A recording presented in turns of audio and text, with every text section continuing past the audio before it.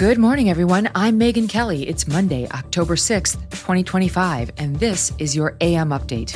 Jay Jones is the poster child for the Democratic establishment, and yet here he fantasizes about murdered little children lying lifeless in their mother's arms. Shocking texts calling for violence from the Democrats' nominee for Virginia's top law enforcement official. The race now upended. Supreme Court Justice Brett Kavanaugh's attempted assassin gets a purported gender change and just 8 years in prison. Wait until you hear why. What we feel happened today was that the judge acted as a 13th juror, one that we did not choose, and that he second-guessed the jury's verdict. Lawyers for Sean Diddy Combs vowing to appeal his 4-year prison sentence, and former NFL quarterback, now Fox Sports guy Mark Sanchez, stabbed and then arrested. All that and more coming up in just a moment on your AM update. I've been talking a lot about Riverbend Ranch lately because I love their steaks. Riverbend Ranch has taken Black Angus beef to a whole new level. For the last 35 years, Riverbend Ranch has been creating a very elite Angus herd by using ultrasound to select genetically superior cattle with a focus on flavor and tenderness. When you purchase from Riverbend Ranch, you're not only supporting the 64 cowboys and cowgirls and their families who work on the ranch, you're also supporting over 260 other U.S. ranches and the hundreds of American families who work on them. It's born in the USA, raised in the USA, and processed in the USA too. This beef is aged to perfection for 21 days and then shipped directly from the ranch to your home. This is not your average Black Angus beef. So order from riverbendranch.com, use the promo code Megyn to get $20 off your first order, and let me know what you think. riverbendranch.com, promo code Megyn. Shocking texts from the Democratic nominee for Attorney General of Virginia, Jay Jones, surfacing, in which he wishes former Republican Virginia House Speaker Todd Gilbert would, quote, get 2 bullets to the head. The texts first reported by National Review's Audrey Fahlberg. Jones sending the texts on August 8, 2022 to Republican House Delegate Carrie Coyner. Jones, who at the time had recently resigned from his post in the State House, was mad that Gilbert and other Republican lawmakers were paying tribute to former state legislator Joe Johnson Jr., who had just passed away. Jones apparently irritated that Johnson was too much of a Democratic centrist. He didn't like the bipartisan mourning. The texts not even meant for Coyner. Jones writing at one point, damn, that was for Mark. Jones nonetheless kept texting, and what he sent got even more disturbing. Jones writing, quote, if those guys die before me, I will go to their funerals to piss on their graves. As if that weren't enough, Jones then writing of Speaker Gilbert, quote, 3 people, 2 bullets. Gilbert, Hitler, and Pol Pot. Gilbert gets 2 bullets to the head. Spoiler, put Gilbert in the crew with the 2 worst people you know, and he receives both bullets every time. According to National Review, Jones then telephones Coyner and doubles down on his disturbing views. From NR's report, quote, then at one point he suggested he wished Gilbert's wife could watch her own child die in her arms so that Gilbert might reconsider his political views, prompting Coyner to hang up the phone in disgust. Jones then resuming the texting, writing, quote, I mean, do I think Todd and his wife Jennifer are evil and that they're breeding little fascists? Yes. Jones's initial approach to dealing with this scandal? To attack Donald Trump, putting out a statement accusing President Trump and Jones's Republican opponent, current Virginia Attorney General Jason Miyares, of dropping smears through Trump-controlled media to assault my character. National Review is Trump-controlled media? That'll be news to Trump. Later, Jones putting out a second statement saying, I take full responsibility for my actions, and I want to issue my deepest apology to Speaker Gilbert and his family. Reading back those words made me sick to my stomach. I'm embarrassed, ashamed, and sorry. I've reached out to Speaker Gilbert to apologize directly to him, his wife Jennifer, and their children. I cannot take back what I said. I can only take full accountability and offer my sincere apology. Miyares responding on X, writing in part, quote, my job is to stop violence, to protect innocent lives, and keep people safe. I cannot imagine someone running for this job who advocates for violence. So far, Democrats sticking by Jones, with Democrat gubernatorial candidate Abigail Spanberger condemning the texts, but stopping short of calling for Jones to exit the race. Virginia Lieutenant Governor and Republican gubernatorial nominee Winsome Earl Sears reacting Saturday night. Jay Jones is the poster child for the Democratic establishment, and yet here he fantasizes about murdered little children lying lifeless in their mother's arms. The leadership of the Democrat Party has become consumed with hate. Try to name a Democrat leader who hasn't called the president Hitler. My opponent, Abigail Spanberger, urges often for her supporters to fill their hearts with violent hate. Let your rage fuel you, Abigail says. Well, words have meaning. Rage is defined as violent, uncontrolled anger. The unstable pull the triggers, but they are inspired by the hate tolerated and encouraged by the leadership of the Democrat Party. Spanberger's continuing support for Jay Jones is also disqualifying her for office. She and her party's irresponsible behavior have brought us to this point. President Donald Trump on Truth Social calling Jones's messages, quote, sick and demented, saying he should drop out of the race immediately. Early voting started in Virginia on September 19th. Polls show a tight race between Jones and Meirelles. A Biden-appointed judge sentencing the man who attempted to assassinate Supreme Court Justice Brett Kavanaugh to just 8 years and 1 month in prison on Friday. Nicholas Roski, now 29 years old and newly transgender with the female name Sophie, pleading guilty to 1 count of attempted assassination of a Supreme Court justice. Prosecutors asking for a sentence of 30 years to life. As part of his guilty plea, Roski admitting he flew from Los Angeles to Dulles International Airport with a firearm and ammo in his checked suitcase, taking a taxi to Kavanaugh's neighborhood with the intent to kill him. Court filings show Roski wanted to take out Kavanaugh before the justice could vote to overturn Roe v. Wade.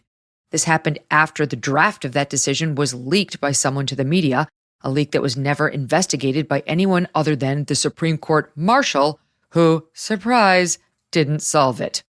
Roski ultimately getting cold feet after seeing U.S. Marshals guarding the Kavanaugh residence, eventually calling 911 saying he had suicidal thoughts and needed psychiatric help. U.S. District Judge Deborah Boardman giving Roski credit for calling 911 and being sure to use Roski's preferred pronouns and new name. Quote, "This is an atypical defendant and an atypical case.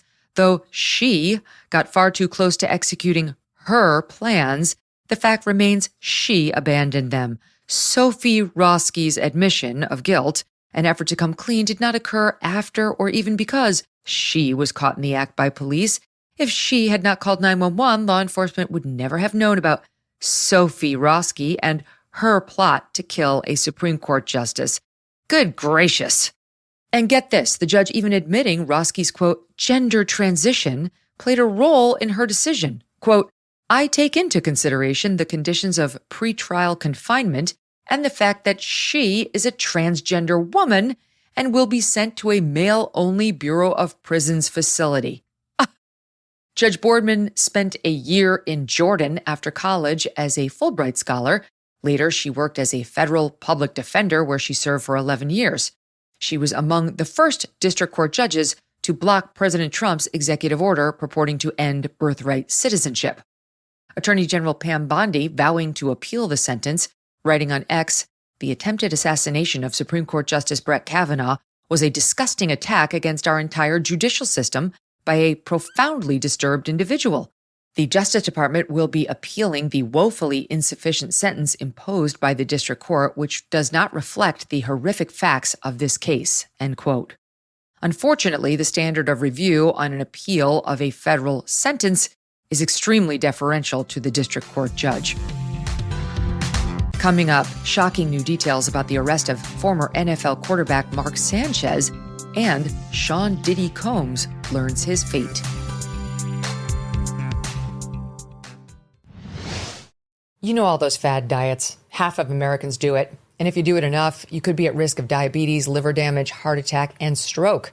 Weight cycling is when you lose 10 or more pounds, but then you put the pounds back on, plus a couple more. That puts tremendous strain on your organs and can lead to serious health issues. Bottom line, most people need help to stop weight cycling. And this is why I want to tell you about non-prescription lean, created by doctors. Lean is an oral supplement, not a GLP-1 injectable. It uses studied ingredients, which Lean says target weight loss in 3 powerful ways: maintaining healthy blood sugar, helping control appetite and cravings, burning fat by converting it to energy. And burning fat helps keep the weight off. If you want to lose meaningful weight at a healthy pace and keep it off, consider adding Lean to your diet and exercise lifestyle. Get 20% off when you enter MK at takelean.com. That's code MK at takelean.com. Friday was Judgment Day for disgraced music mogul Sean Diddy Combs. His sentence, 4 years and 2 months in prison plus a $500,000 fine. In July, a federal jury in Manhattan finding Combs guilty of 2 counts of transportation to engage in prostitution.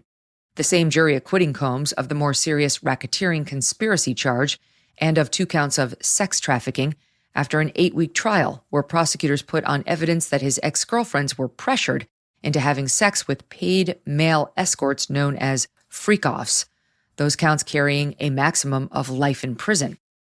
Combs' defense attorneys conceding at trial that their client had committed domestic violence, but arguing his conduct did not amount to running a criminal enterprise or sex trafficking. That strategy appearing to backfire on Friday. U.S. District Court Judge Aaron Subramanian, a Biden appointee, ruling that a sentencing enhancement for coercion of the women applies in this case. Combs has been incarcerated in the Metropolitan Detention Center in Brooklyn since his arrest in September of last year. The rapper and businessman apparently banking on his time behind bars coming to a quick end, with prosecutors revealing he booked a speaking engagement for this week in Miami.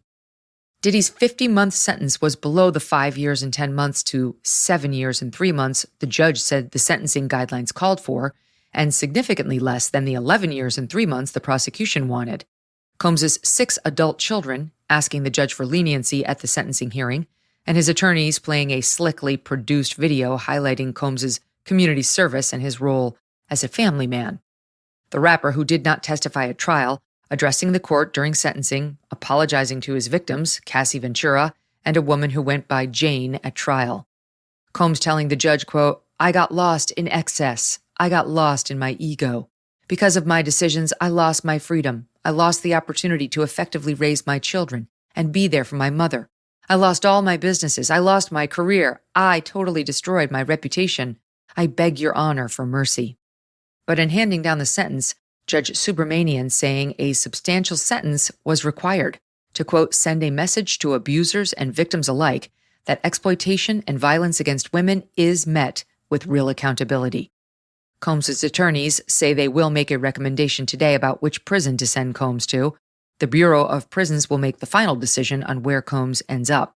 Defense attorney Mark Sanchez promising Combs will appeal. We are planning to appeal. We think we have strong bases to appeal. The strongest basis is that the jury reached a verdict on coercion. It found there was not coercion. And I think the judge said coercion today as a basis for a sentence at least a dozen times. The jury's verdict was resoundingly clear. There was no sex trafficking. There was no racketeering. Everything was consensual. Everything was adult, which is why he was convicted only of the prostitution offense. What we feel happened today was that the judge acted as a 13th juror, one that we did not choose, and that he second-guessed the jury's verdict.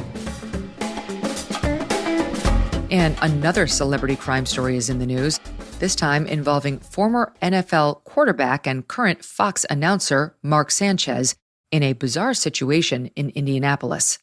Sanchez was in Indianapolis this weekend to cover the matchup between the Colts and the Las Vegas Raiders in his role as an analyst for Fox Sports.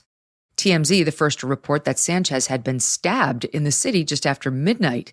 He was rushed to the hospital in critical condition. Sanchez undergoing surgery and now in stable condition, but in a shocking twist, Sanchez was arrested at the hospital and is now facing charges of battery, public intoxication, and unlawful entry of a motor vehicle, all misdemeanors. According to a probable cause affidavit and charging information obtained by the Megyn Kelly Show, an allegedly drunken Sanchez confronted a 69-year-old truck driver who had parked at a hotel's loading dock to recycle the hotel's frying oil. The driver telling police Sanchez opened the truck's door, telling him he did not have permission to be there and that the hotel did not want its fryer oil to be replaced. The driver telling police that he did not have his hearing aids in at the time, telling Sanchez to contact his manager, but an allegedly unrelenting Sanchez soon thereafter shoving the driver. The driver then pepper spraying Sanchez, but the affidavit alleges the former NFL player wiping his face and continuing to attack. The truck driver telling police he thought, quote, "This guy is trying to kill me." He then stabbed Sanchez 2 or 3 times. The driver finding himself on the ground, and video surveillance from a hotel shows Sanchez throwing him there, according to the affidavit. That video footage has yet to be released to the public. Sanchez skyrocketing to fame as the star quarterback of the University of Southern California, throwing for over 3,000 yards and 34 touchdowns in 2008 before the team won the 2009 Rose Bowl. Sanchez had mostly a lackluster 10-year NFL career, throwing for 86 touchdowns and 89 interceptions, which my team tells me is not very good.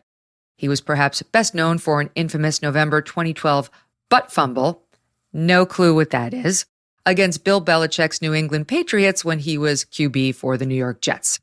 But Sanchez remaining in the tabloids by dating a variety of Hollywood celebs, including Eva Longoria and Kate Upton, before settling down with his current wife, actress Perry Matfeld, best known for the role of Mel on the show Shameless.